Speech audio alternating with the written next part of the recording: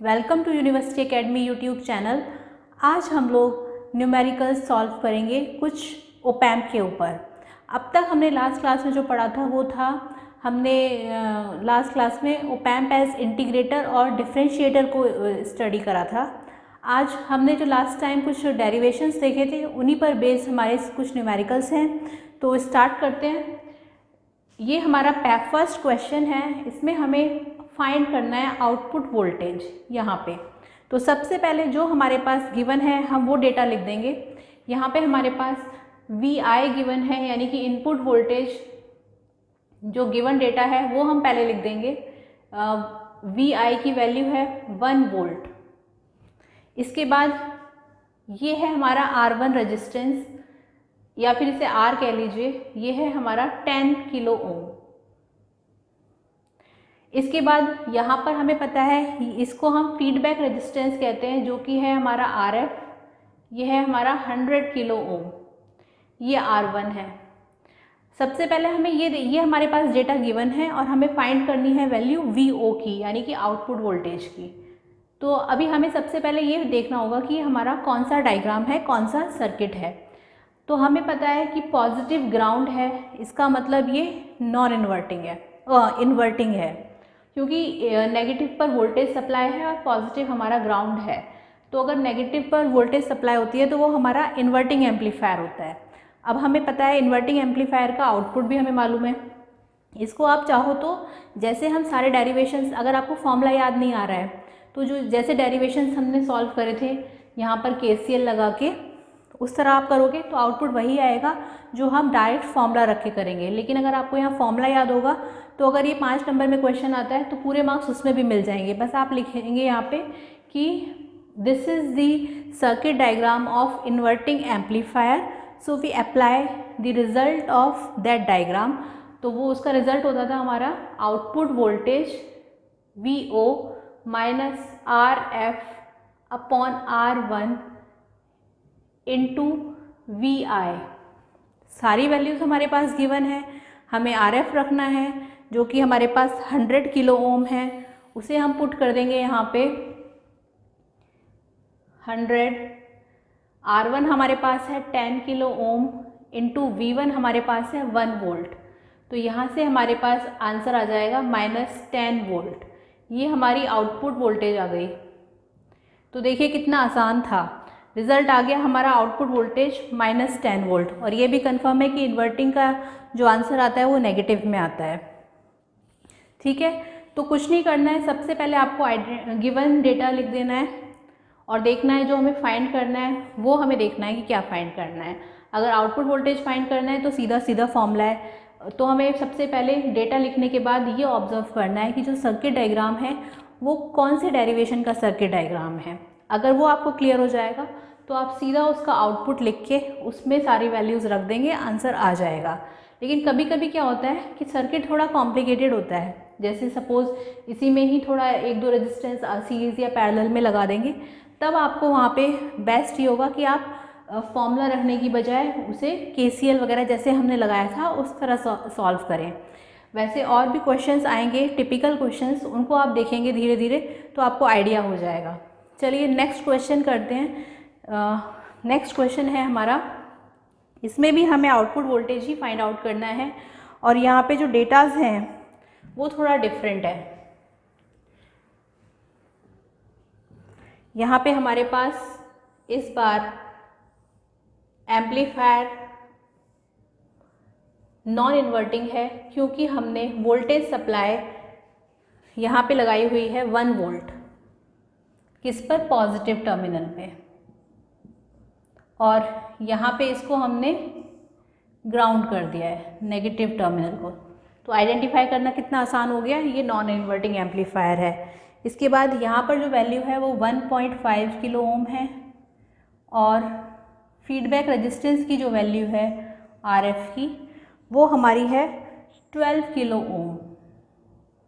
बस अब कुछ नहीं करना, सबसे पहले जो डेटाज गिवन है उनको रख लीजिए। डेटा VI की वैल्यू 1 वोल्ट है, R1 की वैल्यू 1.5 किलो ओम है यहाँ पे।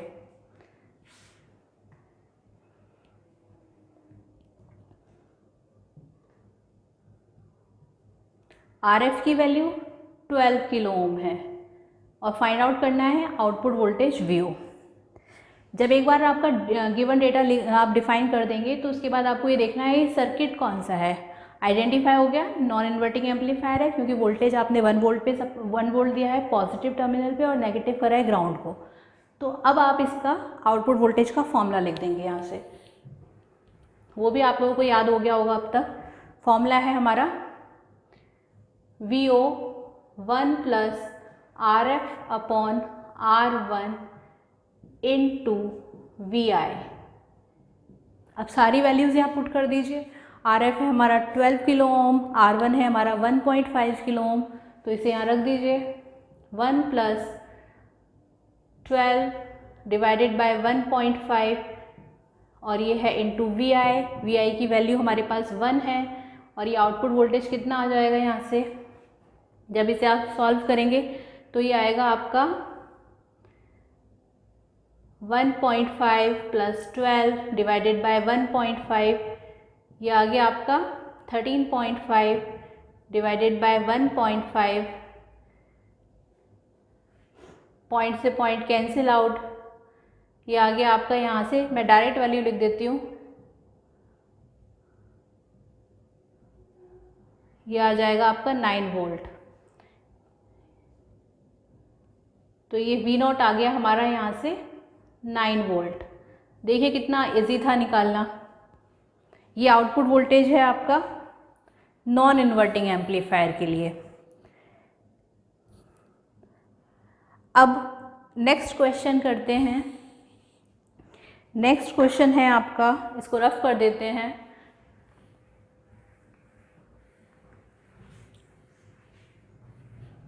कुछ क्वेश्चंस मैं आप लोगों को बता रही हूँ, कुछ क्वेश्चंस आप लोग खुद सॉल्व करेंगे। अगर कोई डाउट होगा तो आप मुझे बता सकते हैं, और भी न्यूमेरिकल सॉल्व करके आपको बता दिए जाएंगे। नेक्स्ट है draw inverting type integrator. Draw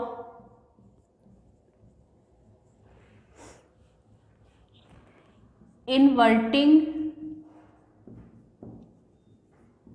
type integrator. यहाँ से पहले से डिफाइन कर दिया कि आपको बनाना है इन्वर्टिंग टाइप इंटीग्रेटर। देखिए थोड़ा सा हार्ड हो गया है क्वेश्चन का level. Using op-amp, if values हमें दे रखी हैं, इफ स्टेप इनपुट वोल्टेज हमें गिवन है, वो है हमारा 50 मिलीवोल्ट, साथ में हमें दे रखा है रेजिस्टेंस जो कि है हमारा 50 ओम, क्योंकि इन्वर्टिंग टाइप इंटीग्रेटर है तो कैपेसिटर भी होगा, जो कि है हमारा 0.1 माइक्रोफैरेड। सप्लाई वोल्टेज दे रखी है हमें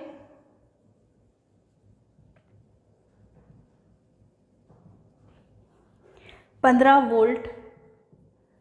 फाइंड करने को हमसे कहा है आउटपुट वोल्टेज, लेकिन उसमें भी कहा हुआ है कि आउटपुट वोल्टेज कब निकालनी है, तब जब हमारे पास ऑफर हो रहा हो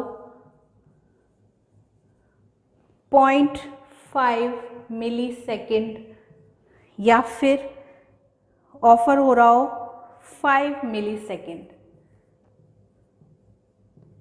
तो ये हमारा क्वेश्चन है। मैंने यहाँ पे आपको साथ साथ समझा भी दिया है ड्रॉ करते लिखते टाइम कि हमें फाइंड आउट क्या करना है। यहाँ पे सबसे पहले इंटीग्रेटर बोला है तो हमें इंटीग्रेटर का डायग्राम बनाना है, जो कि हमारा आएगा कुछ इस तरह से। यहाँ पे हमें पता है ये होता है हमारा, ये आपको मालूम है और आपको ये याद भी रखना है कि इंटीग्रेटर कैसे बनता है। इंटीग्रेटर में R आता है, यहाँ पे कैपेसिटर आता है, बस वैल्यूज़ पुट कर दीजिए। ये ग्राउंड कर देंगे इसको, हमें पता है इंटीग्रेटर में ये ग्राउंड रहता है। और यहाँ वोल्टेज सप्लाई देते हैं, वोल्टेज सप्लाई हमें गिवन है 50 मिली वोल्ट है, वो लिख देंगे हम। रेजिस्टेंस की वैल्यू हमारे पास 50 ओम है और कैपेसिटर हमारे पास 0.1 माइक्रोफैरेड है। माइक्रोफैरेड 1 माइक्रोफैरेड हमारा होता है 10⁻⁶, और यहाँ जब मिली सेकेंड की बात करेंगे तो 1 मिली सेकेंड होता है हमारे पास 10⁻³ और तो अभी फ़िलहाल कुछ है नहीं, ठीक है। 50 मिली वोल्ट है, उसको भी हम 50 × 10⁻³ लिखेंगे। अब यहाँ पर हम सीधा सीधा इसकी वैल्यूज़ पुट करने के बाद हम यहाँ पे रख देंगे जो जो डेटा हमें पता है। आउटपुट पहले हम फाइंड आउट करेंगे कि इसका रिजल्ट क्या होता था। वो होता था हमारा -1/RC इंटीग्रेट 0 से t VIT dt। ये होता है हमारा आउटपुट वोल्टेज इंटीग्रेटर का।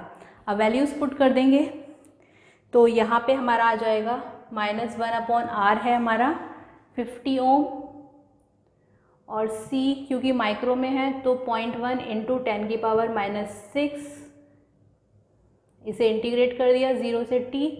VIT की वैल्यू गिवन है हमारे पास, वो है 50 मिलीवोल्ट। मिलीवोल्ट है तो इसको हम 10⁻³ लिख देंगे इंटू 10⁻³ t dt। ये हमारे पास वैल्यू गिवन है। यहाँ जब आप इसे सॉल्व करेंगे तो यहाँ से इसकी वैल्यू आ जाएगी, मैं डायरेक्ट लिख देती हूँ क्योंकि ये इंटीग्रेट करना है, ये आप लोग कर ही लेंगे तो डायरेक्ट चलिए इसको आप ऐसे ही रहने दीजिए 50 मिलीवोल्ट, क्योंकि आपके लिए वो सही रहेगा। जब आप इसे सॉल्व करेंगे तब यहाँ से जो वैल्यू आएगी वो आएगी आपकी -10⁻⁴t।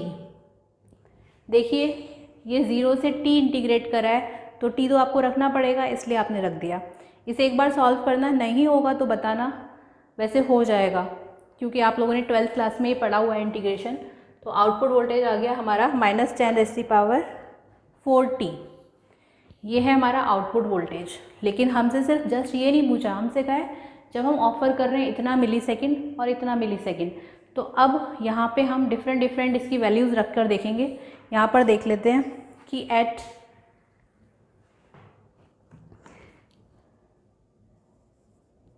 t फर्स्ट जो है एट t = 0.5 मिलीसेकंड, तब हमारे पास आउटपुट वोल्टेज आएगा VO -10⁻⁴।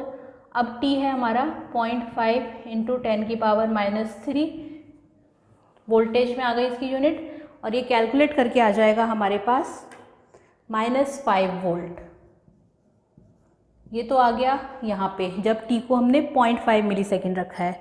इसी में जब हम सेकंड देख लेते हैं, जब एट t = 5 मिलीसेकंड की जब बात कर रहे हैं तब आउटपुट वोल्टेज हमारा आ रहा है V0 है -10⁻⁴ × 5 × 10⁻³ वोल्ट।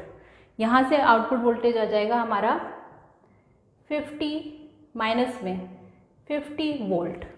ठीक है, दोनों ही केसेस हमने फाइंड आउट कर दिए। एक में -5 वोल्ट आ रहा है और एक में हमारे पास 50 वोल्ट आ रहा है। इसको हम ऊपर देख लेते हैं। यहाँ पे मैं इसको लिख देती हूँ सेकंड को दोबारा, एट t = 5 मिलीसेकंड, तब V0 हमारा आ रहा है -10⁻⁴ इंटू t की जगह ये वैल्यू पुट कर देंगे 10⁻³ वोल्ट, क्योंकि वोल्टेज की यूनिट वोल्ट होती है। तो V0 आ जाएगा हमारा, इसे जब सॉल्व करेंगे -50 वोल्ट। अब एक में 0.5 मिलीसेकंड रख के -5 वोल्ट आ रहा है और 5 मिलीसेकंड रख के -50 वोल्ट आ रहा है।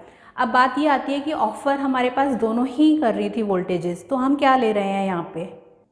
यहाँ पर क्या है, -5 वोल्ट भी इस रेंज में नहीं है और -50 वोल्ट भी इस रेंज में नहीं है, यानी कि दोनों आउट ऑफ सैचुरेशन है। तो हम ये बोल सकते हैं बोथ आर सैचुरेटेड आउटपुट। तो जो आउटपुट वोल्टेज आएगा वो आएगा हमारा सप्लाई वोल्टेज, यानी कि -15 वोल्ट। ये हमारा आंसर रहेगा। ये क्लियर हुआ कैसे, एक बार और देख लेते हैं। ये क्वेश्चन है, इसमें जो आउटपुट है वो हमें मालूम है, इसका रिज़ल्ट हमने उसमें वैल्यूज़ पुट कर दिए हैं। उसके बाद हमें 2 टाइम सेकेंड्स ऑफर हुए। एक में हमारा वोल्टेज आया -5, दूसरे में वैल्यू रखने के बाद आया -50। लेकिन दोनों ही वोल्टेज सप्लाई जो हैं वो बोथ आर सैचुरेटेड आउटपुट, क्योंकि हमारे पास सप्लाई वोल्टेज है 15 वोल्ट, तो हमारे पास डेटा रेंज में रहना चाहिए बायसिंग वोल्टेज की, जो कि नहीं है। तो इस कारण हमारे पास जो आउटपुट वोल्टेज है वो आएगा जो हमें गिवन है, जो कि विद इन रेंज है ही, यानी कि आंसर आएगा हमारा आउटपुट वोल्टेज -15 वोल्ट। ये है हमारा ये क्वेश्चन। आपको ये समझ में आ गया होगा। नेक्स्ट क्वेश्चन देखते हैं। थोड़ा सा लेवल इसका टिपिकल हो गया है, लेकिन वैसे सब कुछ इजी है। बस यहाँ पे ये देखना है कि ये रेंज से बाहर है, तो जो डेटा जो गिवन है वोल्टेज वही आउटपुट है हमारा। क्योंकि हम इन्वर्टिंग की बात कर रहे हैं इंटीग्रेटर की, तो ये नेगेटिव साइन आ गया। नेक्स्ट क्वेश्चन देख लेते हैं। नेक्स्ट क्वेश्चन में कुछ भी नहीं है। जैसे इसका जो डेटा था वो आपका इंटीग्रेटर के लिए था, उस वाले में हम थोड़ा सा डिफरेंट करेंगे। उसमें देखते हैं क्या है। यहाँ पर फाइंड करना है नेक्स्ट क्वेश्चन में हमें डिटरमाइन दी वोल्टेज गेन। एक वोल्टेज गेन का भी क्वेश्चन देख लेते हैं। आउटपुट वोल्टेज की तो हमने 3 देख लिए हैं। अगर आपको डेरिवेशन आ गया करना और रिजल्ट आपको याद है तो न्यूमेरिकल सब इजी हैं, किसी में कोई प्रॉब्लम नहीं आने वाली है आप लोगों को। नेक्स्ट क्वेश्चन है हमारा determine the voltage gain of the op amp.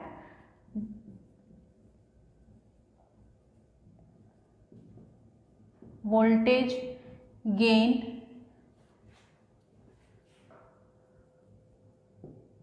Of an op amp, ये हमें फाइंड आउट करना है। हमारे पास ये डायग्राम गिवन है जहाँ पे आउटपुट वोल्टेज ये है नेगेटिव पॉजिटिव, यहाँ रेजिस्टेंस लगा हुआ है, यहाँ कैपेसिटर है, इस तरह से ये कैपेसिटर नहीं रेजिस्टेंस ही है। और यहाँ पर हम यूज़ कर रहे हैं पॉजिटिव टर्मिनल को हमने ग्राउंड कर दिया है, तो पता चल गया होगा हम बात कर रहे हैं इन्वर्टिंग एम्पलीफायर की। और यहाँ पर हमने अप्लाई कर दिया VI, और ये दोनों वैल्यूज़ हमारे पास गिवन है 10 किलो ओम और 51 किलो ओम। ये 10 किलो ओम है और ये 51 किलो ओम है। हमें वोल्टेज गेन फाइंड आउट करना है। तो इसमें अब हम चाहें तो डायरेक्ट फॉर्मूला भी लगा सकते हैं, या फिर हम फॉर्मूला नहीं लगाते हैं तो जो वैल्यू है हमारे पास यहाँ पर अप्लाई करेंगे KCL एट नोड A।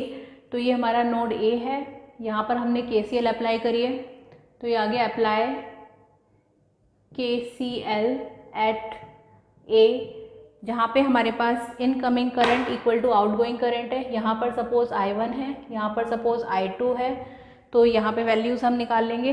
तो ये होता है I1 equal to I2। I1 की वैल्यू हमारे पास गिवन है VI minus VA divided by 10 kilo ohm. I2 given है VA minus V0 divided bye ये 57 किलो ओम है। और हमें पता है by using virtual ground concept हम VA को रख सकते हैं 0, तो वैल्यू पुट कर देंगे VI minus 0 divided by 10 equal to 0 minus V0 divided by 57। यहाँ से वैल्यू आ जाएगी हमारी VI डिवाइडेड बाय 10, इसको यहाँ लिख देते हैं VI divided by 10 is equal to minus V0 divided by 57। क्योंकि हमें निकालना है वोल्टेज गेन, जिसको AB से डिनोट करते हैं, वो होता है हमारा VO अपॉन VI, ये फॉर्मूला है। तो यहाँ से VO upon VI find out कर लेंगे, तो यहाँ पर आ जाएगा ये 57 divided by 10 with negative sign. ये हमारा वोल्टेज गेन आ गया। इसमें कोई यूनिट नहीं होगी क्योंकि दोनों ऊपर वोल्टेज कैंसिल आउट हो गए, और गेन की कोई यूनिट होती नहीं है इसलिए। तो ये आ जाएगा आपका -5.7, ये हमारा आंसर है।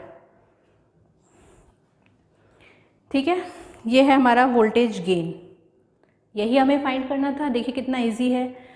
अगर आपको यहाँ पे फॉर्मूला याद होता और वो आप निकालना चाहते तो वो भी आप निकाल लेते, क्योंकि आउटपुट का यहाँ मैंने ये सॉल्व करके दिखा दिया है। लेकिन अगर आपको फॉर्मूला याद होता तो आप VO अपॉन VI लिख देते इस तरह से। लेकिन आपको यहाँ पे वैल्यूज़ नहीं मालूम है तो आपको ये सॉल्व ही करना पड़ता। अब यहाँ पर आपको ये समझ में आ गया होगा कि KCL लगा के कितना ईजी हो जाता है क्वेश्चन सॉल्व करना। ठीक है, नेक्स्ट क्वेश्चन की तरफ मूव ऑन करते हैं। नेक्स्ट है हमारा find the output voltage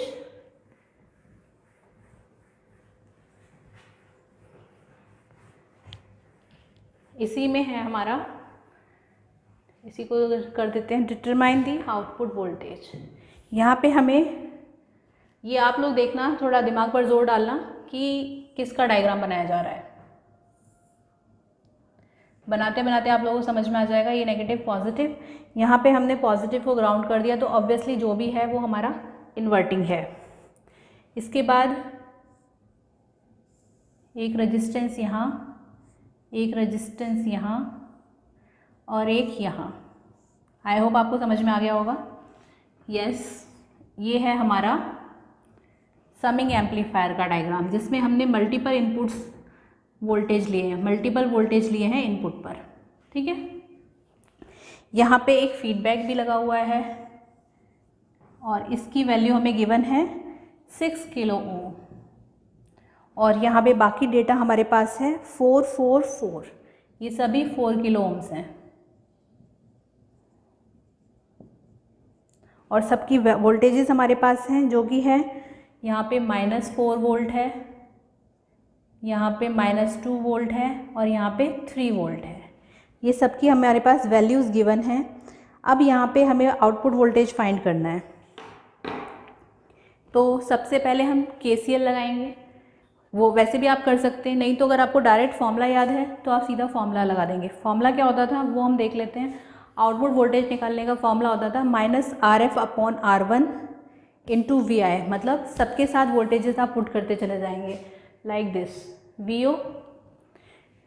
next है आपका -RF/R1, यानी कि RF कितना है 6 डिवाइडेड बाय, अगर आप फर्स्ट को ले रहे हैं तो 4, इस तरह से लिखेंगे यहाँ पे। क्योंकि हमें फॉर्मूला तो पता ही है, हम सीधा फॉर्मूला रख देंगे, जो कि होता है हमारा -RF/R1 into V1 plus RF/R2 into V2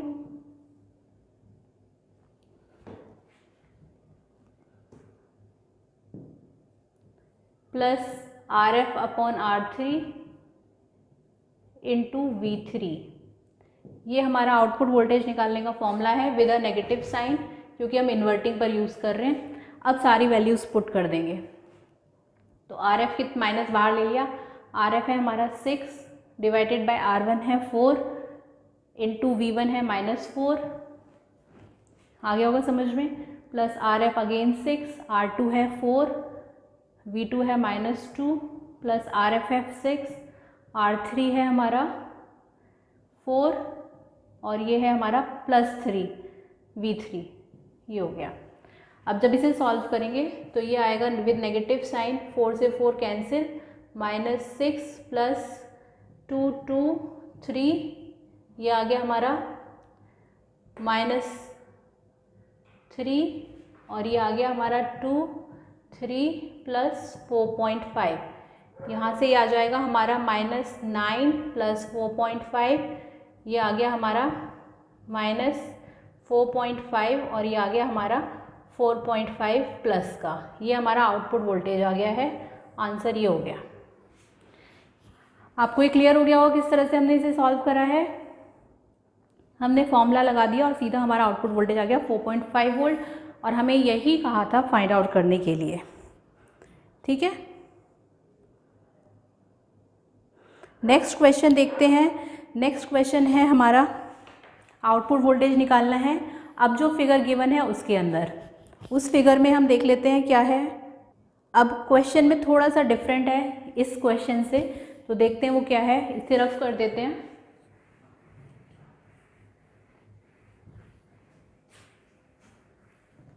अब फाइंड आउट करने को आपको कहा है, calculate the output voltage shown in the given circuit, या फिर डिटरमाइन द वोल्टेज। सेम यहाँ पे अब हमें डायग्राम गिवन है कुछ इस तरह। ये आउटपुट वोल्टेज है, ये नेगेटिव है, ये पॉजिटिव है।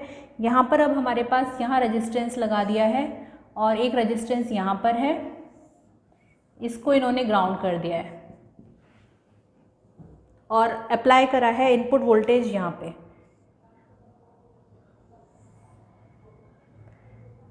अब आपको समझ में आ गया होगा कि जब वोल्टेज यहाँ पर अप्लाई कर रहे हैं तो ये नॉन इन्वर्टिंग है।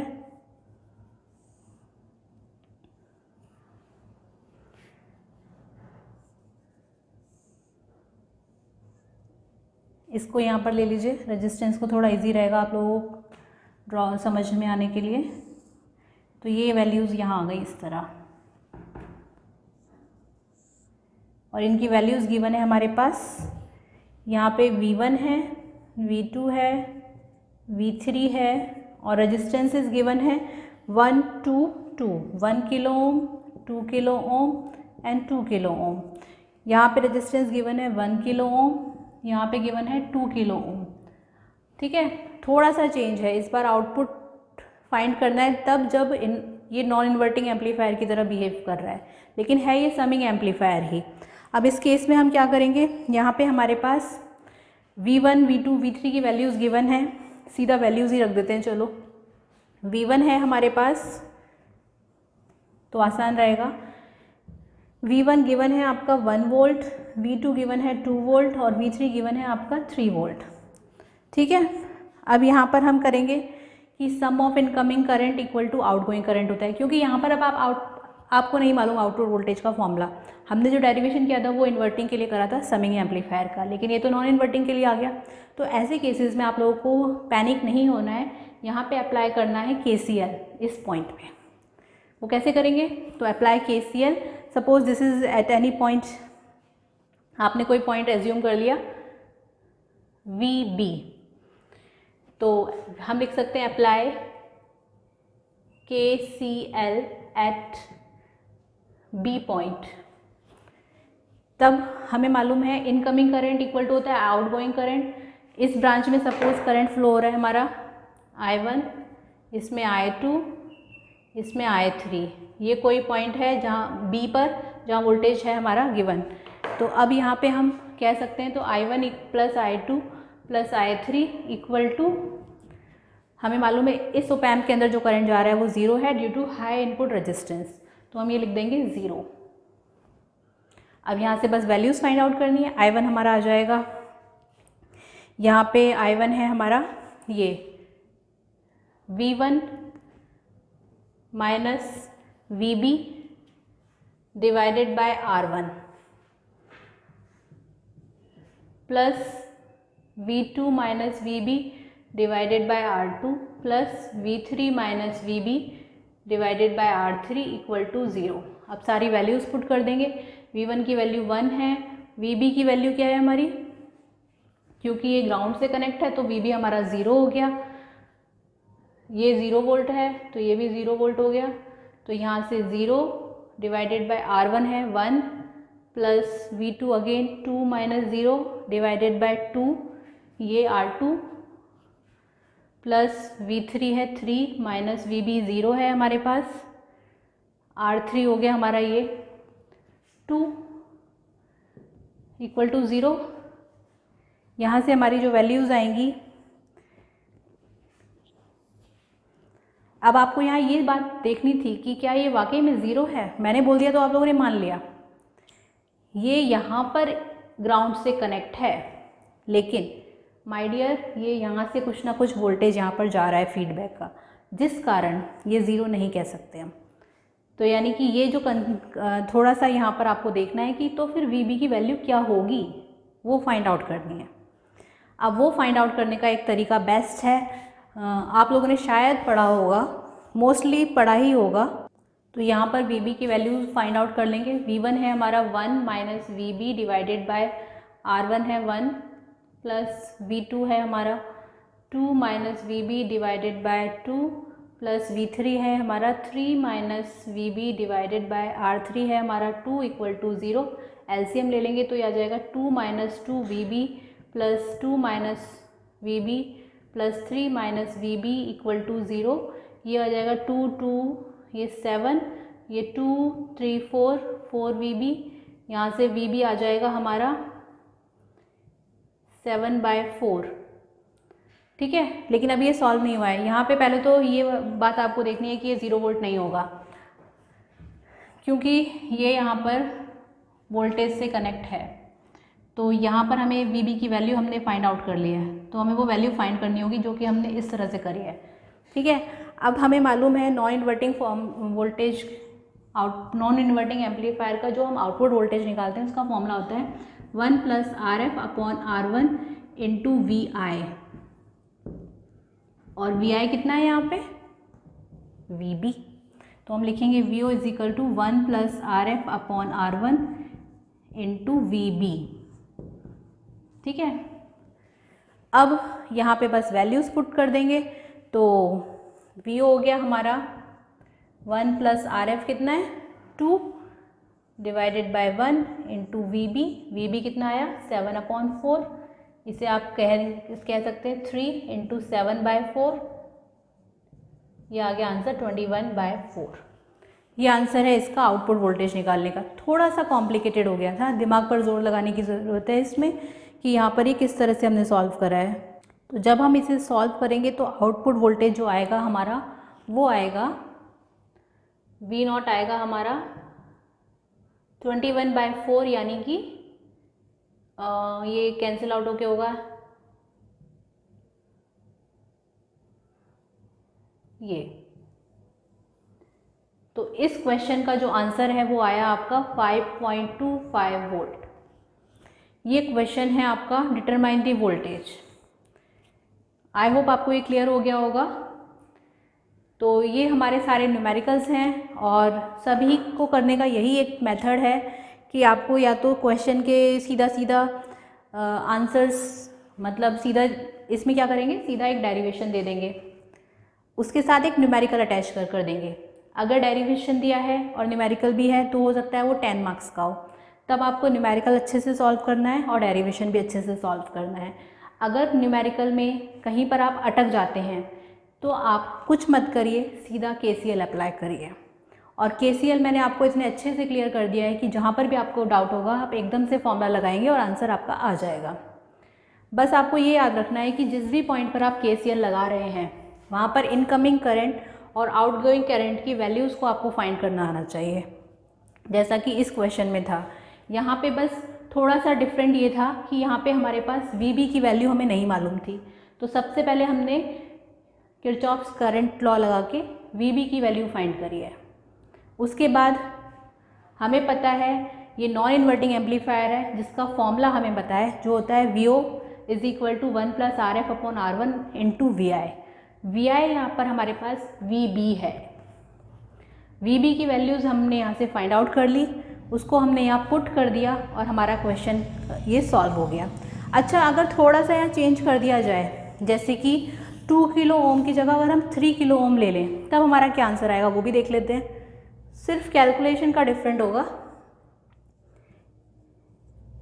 यह आप लोगों के लिए होमवर्क है, आप घर पर इसे ट्राई करेंगे कि जब हमने यहाँ 3 किलो ओम रखा तब क्या आया।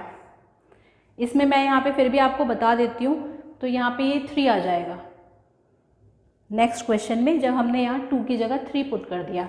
अब अगर आप इसे कैलकुलेट करेंगे तो इसकी जो वैल्यू आएगी वो आएगी, इसका एलसीएम लेने का तरीका होगा -6VB plus 6 - 3VB plus 6 - 2VB equal to 0।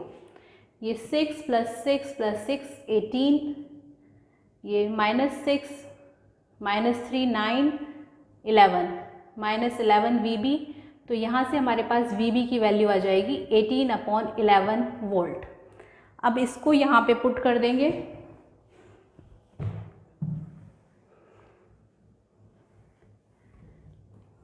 तो V0 आ जाएगा हमारा 1 प्लस RF यानी कि 2 डिवाइडेड बाय R1 यानी कि 1 इंटू VB मतलब 18/11। तो ये आ जाएगा 2 इंटू 18/11, ये आ जाएगा आपका, क्योंकि RF 2 है इसलिए, तो ये आ गया आपका 36/11 और यहाँ से जो भी वैल्यू आएगी वो आपका आंसर होगा। तो आपको ये समझ में आ गया होगा किस तरह हमने इसे सॉल्व करा है। हमने ये जब सॉल्व करा तो इसको जब हम सॉल्व करेंगे तो ये कितना आएगा, 1 + 2 ये 3 है, 1 + 2 3 होता है ना, तो ये हो गया 3 और ये आ गया आपका 54 डिवाइडेड बाय 11। और जब इसे सॉल्व करेंगे तो ये आएगा आपका 4.9 वोल्ट।